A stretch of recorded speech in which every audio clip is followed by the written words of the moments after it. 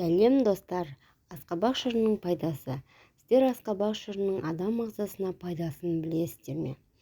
Асқабақтың құрамында магний, калий, кальций, мырыш, темір және фтор бар. Сондай-ақ көкөністерден С, Б, А, Е дәрумендеріне бай. Мұның барлығы адам ағзасының саулығы үшін өте қажет. Сондықтан асқабақ шырын үнемі тұтынған жөн. Сусынның тағы бір пайдасы, онда аскорбин қышқылы көп. Ол иммунитетті жақсартады, инфекциялық аурулар мен суық тиюдің алдын алады.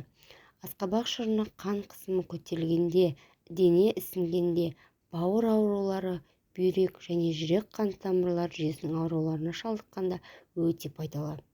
Достар, сіздер асқабақ шырынының адам ағзасына пайдасын білдіңіздер. Басқа да пайдалы ақпараттар білгіңіз келсе, арнаға тіркеліп қоңыраушаны басып қойыңыздар.